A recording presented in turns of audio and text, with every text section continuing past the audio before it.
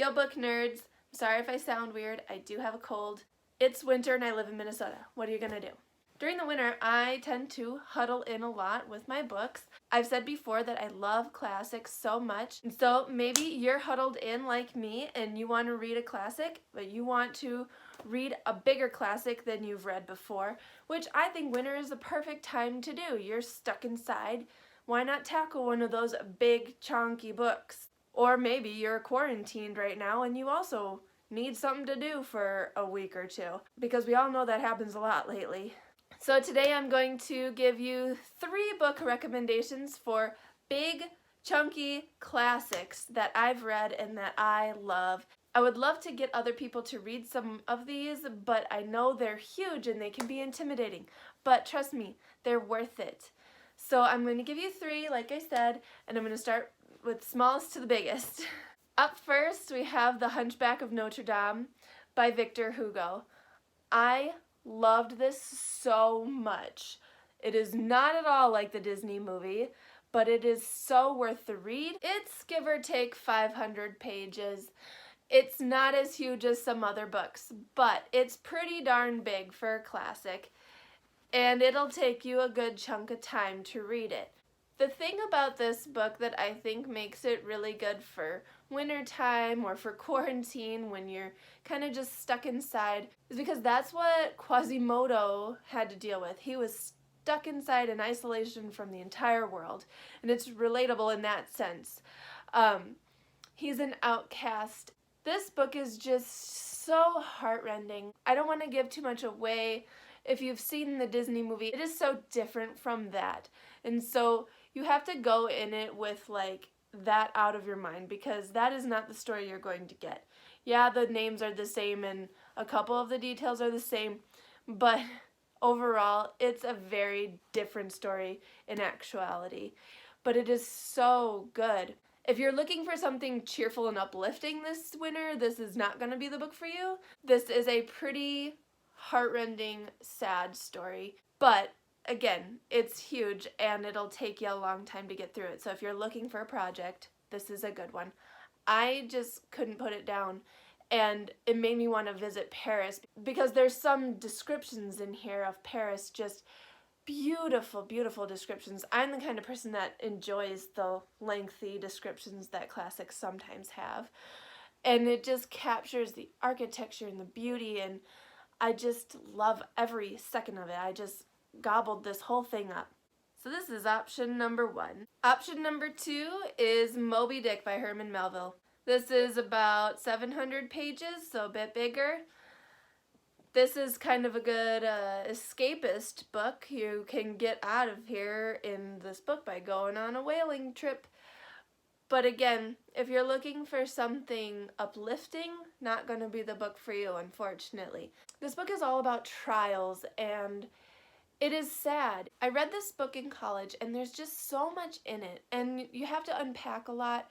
But again, if you have the time to try and devour it, you'll get a lot out of it.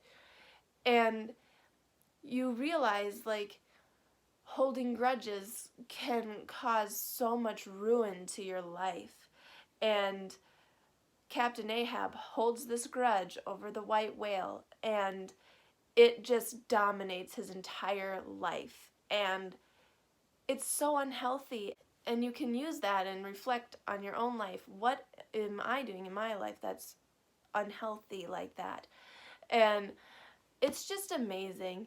It really is. It's such a good story, and the ending just, the ending. I don't want to spoil anything, and I won't. It's really hard, but I won't. Check it out.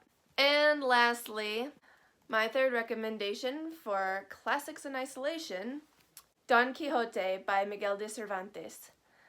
This is a translated work, obviously, from Spanish. It is so great. I wish more people would read this. I don't know actually of anyone personally that has read this. I don't know personally anyone else who's read The Hunchback of Notre Dame either. I do know many people that read Moby Dick, but that's because I was in a class with all those people. Don Quixote is the ultimate, like, escapist adventure story, and it's insane. Don Quixote is literally insane. He thinks he's a knight, and he's not. and he decides to go off on this adventure and save damsels in distress and fight monsters and all kinds of heroic stuff like that. And yeah, he has a little sidekick called Sancho Panza, and I have a dog named Sancho who I'm named after Sancho Panza. If you speak Spanish and know the slang term Sancho, you'll know why I get a lot of laughs about that. Sancho, no! Here's a picture of my dog Sancho for you. But anyway, back to the story. Sancho is his sidekick, and he's not like insane like Don Quixote is, but he doesn't really rein in his insanity. He goes along with him, and they go on all these adventures, and everywhere they go, people realize that this man is insane, and sometimes they attack him, sometimes they indulge in his fantasies, and it's just hilarious and such an adventure and such a thrill. And I loved this. I read this when I was a senior in high school, and I read it for fun, not for a class, and I just adored it so much. It's about 900 pages, so yeah, we're getting up there. It's pretty big. This is a pretty big commitment, but it is so good. So good. So these are my 3 recommendations if you're looking for a huge classic to read during wintertime or quarantine or whatever reason. I recommend trying one of these because I read all of them and I loved all of them. They are huge commitments. I don't know that I particularly have a favorite out of these because I love all of them in different ways. But if I had to choose a favorite, I probably would say The Hunchback of Notre Dame.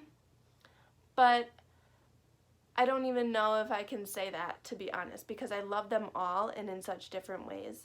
If you've read any of these, let me know which ones and what you've thought in the comments. And if you have other huge, chunky, classic recommendations, please leave those as well. I love classics. Unfortunately, I haven't read a ton of huge, chunky ones because they take quite a bit of time to read, but I have a lot of other classics on my TBR, and so in the future, I might update this list. We will have to wait and see. But these are my 3 for now. Classics in isolation. I really liked that. Please like this video and be sure to subscribe if you haven't already. I put out new videos every Monday. Thanks for talking books with me.